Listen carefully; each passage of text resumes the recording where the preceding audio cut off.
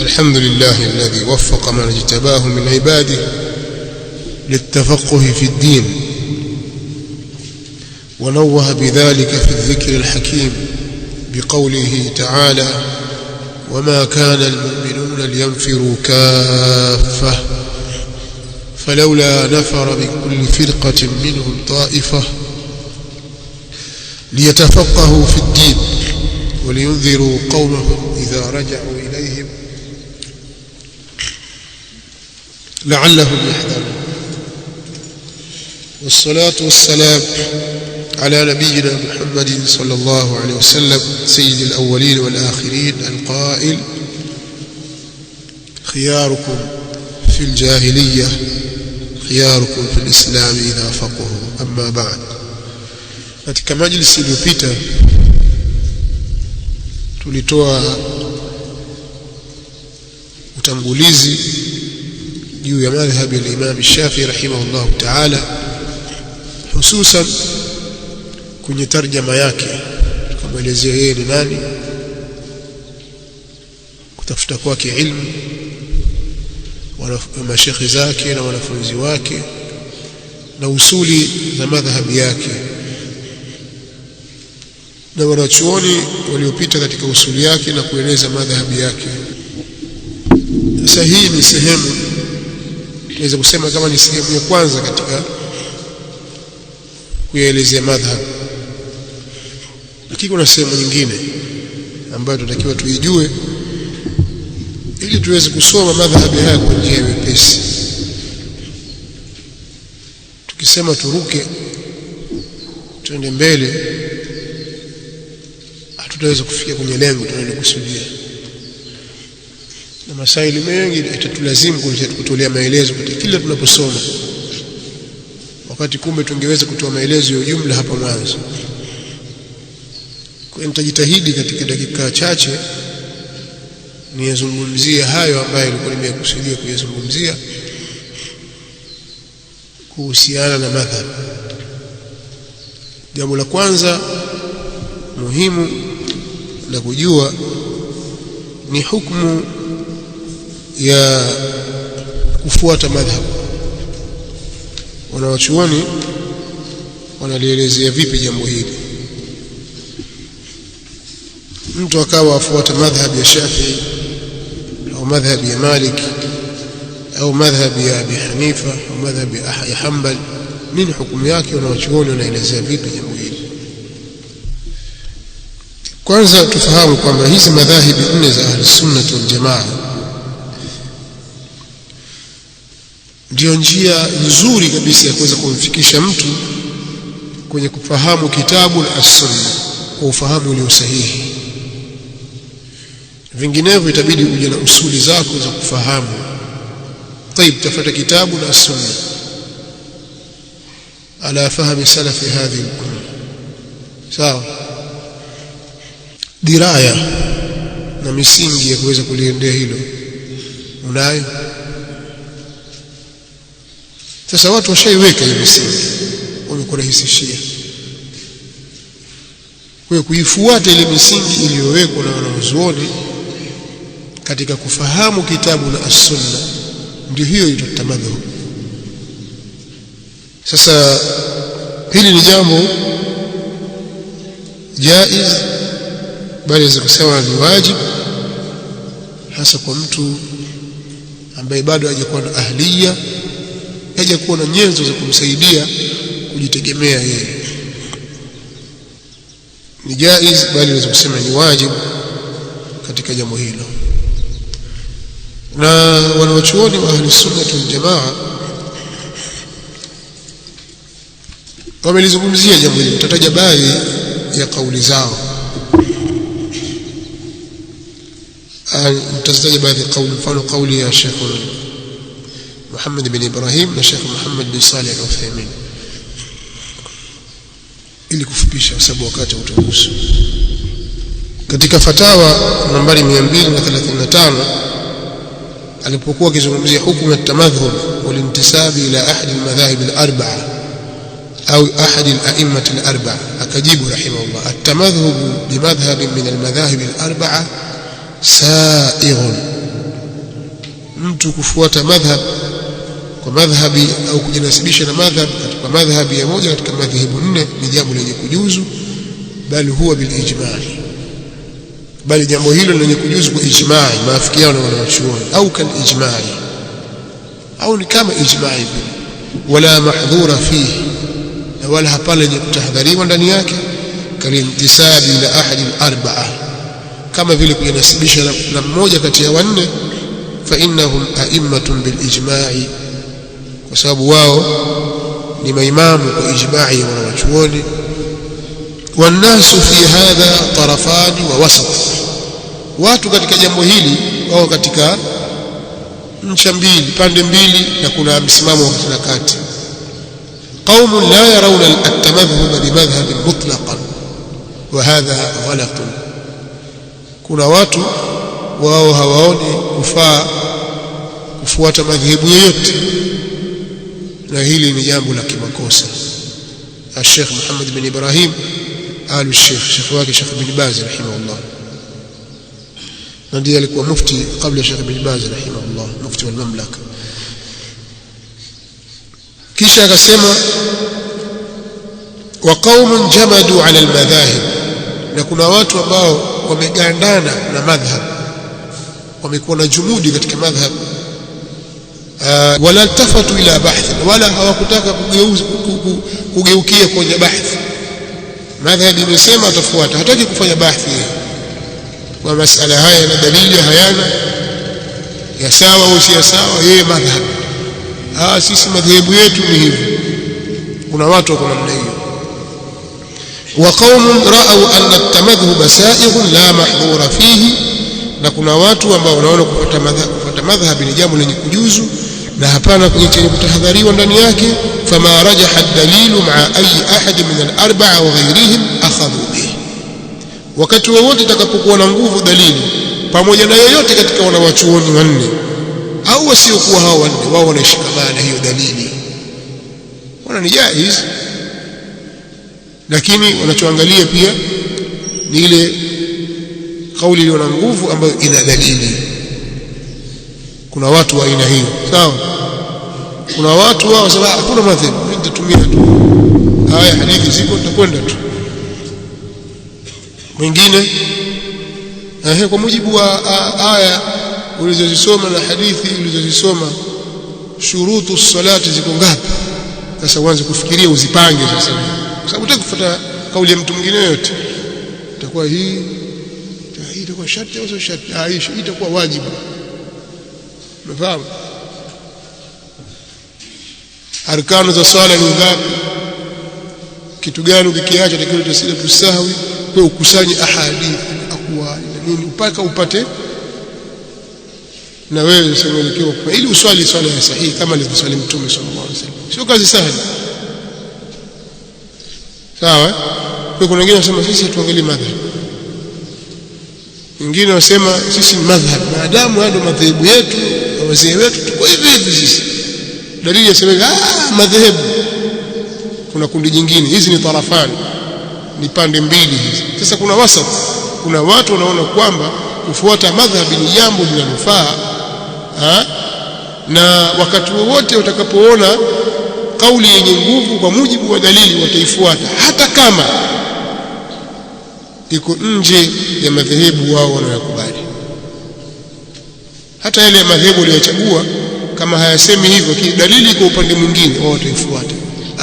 Katika hili kuna kauli ya Imam Ahmad amesema hivi, au katika hili kuna kauli ya Imam Malik, katika madhhabi ya Malik kuna kauli hii kwa mujibu wa dalili hii ndio yenye nguvu, na hilo tutalielezea kwa utaratibu wake. Kwa hiyo kuna kundi halikutaka kufanya utafiti likagandamana na madhhab, na wengine wakasema hatutaki madhhab.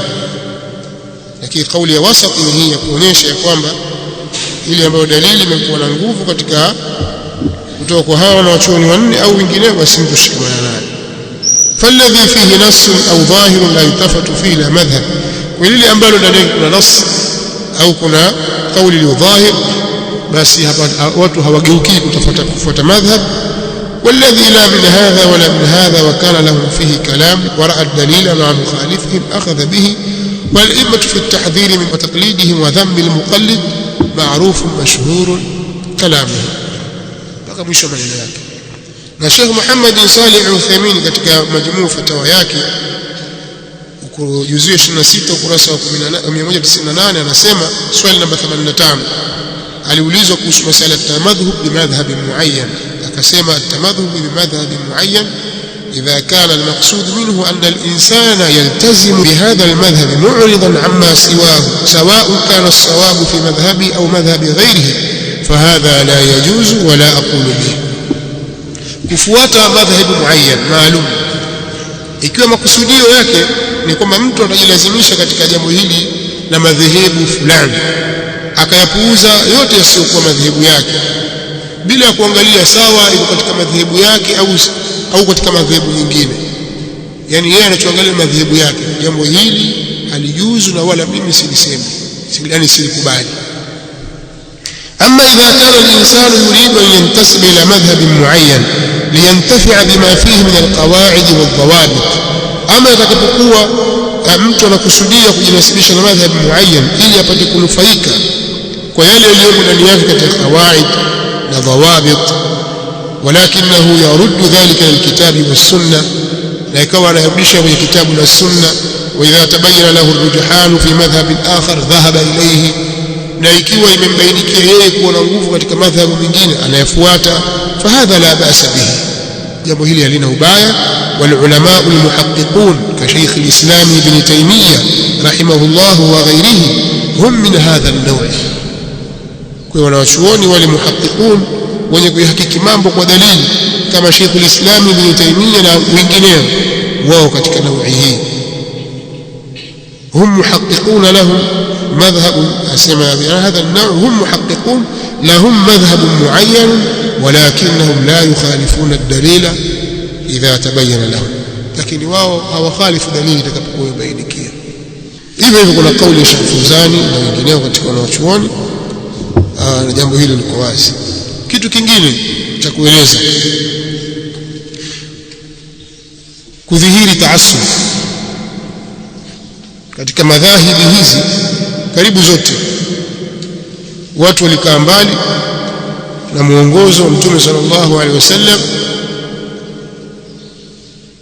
wakashikamana na akwali za watu katika madhahibi, wakaanza kuminyana.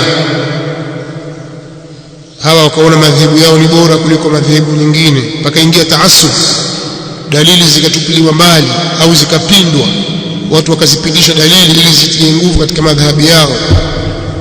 Hilo jambo lilitokea hasa katika quruni mutaakhira, karne zilizochelewa zilizokuja mwisho.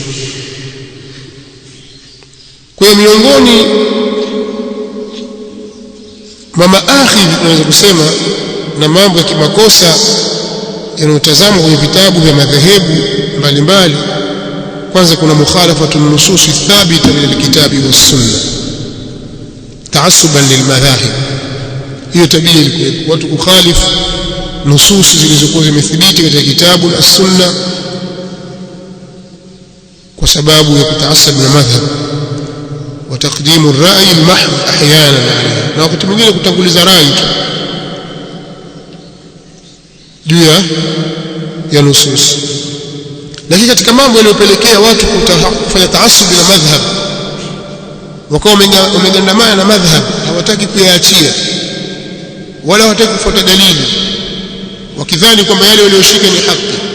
Kathratul ahadithi ad-dha'ifati wal mawdu'a, ni wingi wa hadithi dhaifu na hadithi mawdu'a, walihtijaju biha, na kuzitulia hujja hadithi hizo, wastinbatu al-ahkam minha, na kuchukua hukumu katika hadithi hizo. Ikawa watu wamejengea misimamo, lakini misimamo ile imejengwa kutokana na hadithi dhaifa au mawdhu'a, na mifano iko mingi tu. Tukisoma kwenye vitabu tutakuja kuona kuna baadhi ya masaili yamejengwa juu ya hadithi ambazo ni dhaifa. Usiseme kwamba sasa wanaochuoni wote, maelfu ya wanaochuoni wa hadithi walio katika madhhabu hukujua, umekuja kujua wewe. Hata Hanafia nao watasema hivyo, sisi na ulufu katika imma wa hadithi. Malikia nao watasema hivyo, tena imamu wetu sisi Imam Malik ndio kamsomesha Imam Shafi'i. Kwa hiyo yeye alikuwa anajua hadithi zaidi, na wafuasi wake wakubwa kina Al-Qanabi na wengine katika wanafunzi wake pia walikuwa ni maima katika hadithi, na maana wao walikuwa hawajui, na wao pia watasema hivyo hivyo, hawa watasema hivyo na watasema hivyo. Sasa nani atakuwa atakayemhukumu mwenzake? Na dini mmoja, mfahamu. Kwa hiyo lakini lengo la kusema kwamba miongoni mwa sababu zilizopelekea kutokea taasub ni watu kushikamana na hadithi dhaifa na maudhua, na wakati mwingine hizo hadithi dhaifa na maudhua zilizowekwa ndani ya vitabu, pengine haya masala yenyewe si madhhab, ni ijtihadati za mutaakhirin. Madhhabu ni kinyume chake. Tunaona labda mfano katika khutba zilizopita tulikuwa tunazungumzia masala ya binaa ala al-qubur. Kwani Imam Shafi'i msimamo wake al-binaa ala al-qubur, msimamo wake ni upi? Haifai kujengewa, yakijengewa yavunjwe. Yule msimamo wake, na ameeleza katika al-Umm. Wafuasi wajengea, mashaikhi wao watetea. Sasa madhhabi au misimamo ya watu? Si madhhabi, misimamo tu ya watu, mmoja usufi ndio umekuja. Sasa tutofautishe baina madhhabi na usufi. Pengine una tariqa yako mwenyewe, alawiyya, si shadhiliyya, si qadiriyya, hiyo tariqa yako wataka kuileta katika madhhabi ya Imam Shafi'i. Ishia huko, kuna tariqa yako. Haya ni madhhabi ya watu, madhhabi ya ahli sunna wal jamaa. Sawa. Taqdimu aqwali mutaakhirin ala aqwali a'immati almutaqaddimin. Shida nyingine ilikuwa ni kuzitanguliza kauli za wanaochuoni waliokuja mwisho juu ya zile aqwali za wanaochuoni waliotangulia. Huu ni mushkila pia. Kaona vitabu vidogo vilivyoandikwa na vikubwa vikubwa na kivya mutaakhirin, watu kuanzia karne ya 8, ya 9, ya 10, ya 11, hao mutaakhirun waliokuja, ikawa kauli zao zitangulizwa kinyume na kauli za wale waliotangulia ambao wengine waliishi na Imam Shafi'i au wanafunzi wa Imam Shafi'i mwenyewe rahmatullahi ta'ala alayhi. Hii kani mushkila pia. Kadhalika katika mushkila mwingine ambao unajitokeza ni khuluu kathiri min al-kutub al-madhhabiyya min al-adillati ash-shar'iyya, ni kuepukana vitabu vingi vya kimadhehebu na dalili za kisheria. Maneno yatajwa tu. Kweli kuna baadhi ya wanawachuoni wanaoviandika vitabu vyao kwa ajili ya mubtadi'in au kwa ajili ya awam. Mtu am yamewekea tu masala kadha, furudhul wudhu'i na wa sunanuhu, mathalan sunanul wudhu'. Sawa. Kadhalika ameandika pale nawaqidhul wudhu'i, kataja tu masala yale, mtu akisoma tu ajue. Lakini sasa ikiwa ndio utaratibu huo, kitabu cha kwanza, cha pili, cha tatu, cha nne, cha tano, mtu akila anavyosoma mpaka amemaliza vitabu 10 hajakutana na dalili ndani yake, na yeye ni talibul ilm. Talibul ilm atakiwa alelewe katika misingi ya adilla, kwa masala haya dalili yake ni hii, masala haya dalili yake ni hii, masala haya dalili yake ni hii, dalili hii ni sahihi, hadithi hii ni sahihi mathalan, au hadithi hii si sahihi, sahihi ni ile. Hiyo ndio njia sawa sawa, na hapo ndio utakuwa unalea vizuri. Kadhalika masala mengine ambayo yamepelekea, tutataja kwa haraka mengine, shuyuu at-taqlid al-a'ma, ni kuenea kufuata kwa upofu. Watu wafuata tu, hawana bahthi wala hawana taftish katika masala. Na mwanafunzi mustafid atakiwa tayari aingie katika masala ya kufanya bahthi katika mambo. Wewe ukishasoma misingi ya fiqh na fiqh yenyewe, ukasoma hadithi na misingi yake, ukasoma ulumu mbalimbali za kukusaidia za lugha, za kukusaidia wewe, watakiwa usome misingi ya kufanya utafiti na bahthi. Masala yoyote inayokujia, masala haya vipi, kusanya masala haya na akwali za wanachuoni, rejea vitabu vya wanachuoni katika masala hayo. Mfano katika madhhabi ya Shafi'ia, vitabu ambavyo ni mu'tamad katika madhhab, kusanya aqwali, je ni kauli ya imamu au si kauli yake.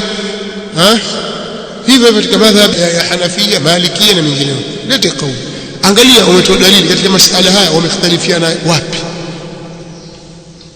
na kwa nini wamekhtalifiana. Sababu kujua madhhabu vizuri sana, kujua pia sababu ya khilafu. Na khilafu haziko aina moja, kuna khilafu nazil na khilafu al-ali. khilafu nazil ni ile ambayo iko ndani ya madhehebu. Ndani ya madhehebu moja wanaochuoni wamekhtalifiana. Kwa nini wamekhtalifiana? Ukitoka nje ya madhehebu labda katika kauli hiyo wanaochuoni wamekhtalifiana. Kwa nini wamekhtalifiana? Kwa dalili hii, hawa walielewa hivi na hawa wakaelewa hivi, au hawa walishikana hadithi hii ambayo ni sahihi na hawa pia walishikana hadithi hii ambayo hii ni sahihi, lakini hii ni nasikh na hii ni mansukh. Au hawa wameshikana hadithi dhaifu na hawa wameshikana hadithi sahihi. Sasa utachukua ipi?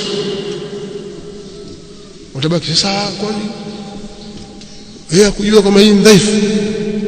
Hakujua. Utakosema nini? Hayo utakosemeje sasa baada ya hapo?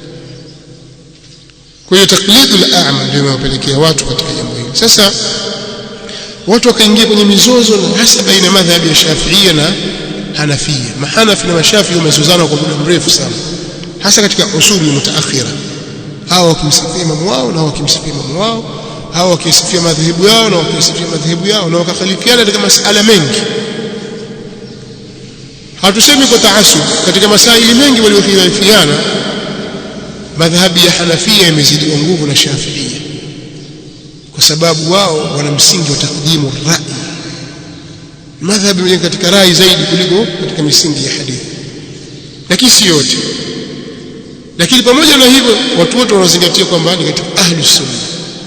Sasa ukisoma kwenye hiki kitabu ambacho tutakisoma kuanzia leo baada ya asr, tukimaliza Safina hii muqaddimah al-Hadramiyya, ukisoma mule ndani al-Imam al-Allama huwa Abdullah ibn Abdurrahman ibn Fadl al-Hadrami, huyo amefariki mwaka 918. Katika kitabu chake hiki alipokuwa akizungumzia masuala ya fadhila za swala ya jamaa, akasema wal jamaa'atu lirijali fil masajidi afdalu illa idha kanat al jamaa'atu fil bayti akthara wama kathrat jama'atuhu afdalu illa idha kana imamuha hanafiyya au fasiqan au mubtadi'a. Maneno yake yasema jamaa kwa wanaume kuswaliwa misikitini ni bora zaidi, isipokuwa kama ikiwa jamaa nyumbani ina watu wengi. Hili swala kwa jamaa nyumbani na watu wengi pia Imam Shafi amelipinga ili kwenye al-Umm, lakini ametaja kama ndio madhehebu. Hii ni rai yake tu, kwamba sasa kwa nini msali nyumbani? Kwamba nyumbani kuna watu wengi, labda nyumbani kuna watu 200, msikitini kuna watu 20. Kwa nini msiende msikitini? Bado jamaa msikitini itabaki kuwa ni bora hata kama jamaa nyumbani ina watu wengi. Lakini pia akasema ile ambayo imekithiri jamaa yake ndio bora zaidi, isipokuwa kama imamu wake akiwa ni Mhanafi. Kama msikiti huo imamu wake ni Mhanafi, afadhali ukaswali nyumbani, kule itakuwa bora zaidi kuliko kwenda msikitini. Dini iko wapi sasa? Kuna dini tena? Hii ni tahassub ya kimadhhabi. Iko katika al-Muqaddimah, tunaona katika babu bayani fadhili salati jamaa. Kadhalika katika Kanzu ar-Raghibin ya Jalaluddin al-Mahalli, alifariki mwaka 864, alipokuwa akielezea sababu za sijatu shukri, kwamba wewe ungetaka usujudi kwa ajili ya kumshukuru Mola wako. Akasema katika moja ya sababu za kushukuru ni ru'yatul mubtala, ni kumuona mtu aliyeonjwa, alipewa mtihani, aliyejaribiwa, kazamini, kama yule mwenye uwete, maradhi yani yaliyomweka chini kwa muda mrefu kitandani. Ukimuona yule utakuwa mshukuru, au asi, au kumuona asi usijidi sijatu shukri. Akasema wa minhu al-kafir, na miongoni mwa hao vile vile katika sababu za kusujudi sijatu shukri ni mtu kumuona kafir. Wa shafi'iyun yara hanafiyan yashrabu nabidhan, na mshafi pale atakapomwona Hanafi anakunywa nabidh, sujudi sijatu shukri.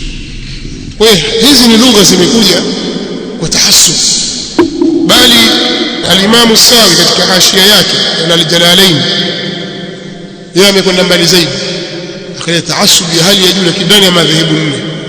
Katika tafsiri kauli yake Allah aliposema wala taqulanna li shay'in inni fa'ilun dhalika ghadan illa yasha, kutoka mwisho wake al-Kahf aya 23 na 24, akasema inna man kharaja 'an al-madhahib al-arba'a fa huwa dhalun mudhill, yoyote atakayetoka nje ya madhehebu nne huyo ni mpotevu, dhalun, ni mpotevu, mudhillu, mwenye kupoteza. Maadamu umetoka nje ya madhehebu nne wewe ni mpotevu. Walau wafaqa as-sahaba, hata kama ameafikiana na sahaba, labda kuna kauli ibn Abbas isema hivi, pia wewe ni mpotevu. Wal hadith sahih, hata kama akiafikiana na hadithi sahihi, iko hadithi sahihi isema hivi, wewe ukaacha madhehebu kwa hadithi, wewe ni dhalum mudhill. Wal aya, na hata akiafikiana na aya, وربما أداه ذلك إلى الكفر. يسمى وين اللي كان بيقول من الكفير يسا، لأن الأخذ بظواهر الكتاب والسنة من أصول الكفر. الله المستعان. sasa tutafanyaje? Makadirio yetu hayakwenda sahihi kwa sababu muda umesogea, kusijamaliza na kitabu hatujakianza. Kuna istilahati za Shafi'ia inshallah tutaje kuzitazama ni darasa nyingine, lakini popote tutakapokuwa sasa hivi tutabidi tuanze kidogo kusoma matn Safina Najah inshallah. Yani baada ya maelezo haya tutakuja tena kipengele kingine istilahati Shafi'ia, tutataja kidogo alafu tutaendelea na matn Safina Najah katika darasa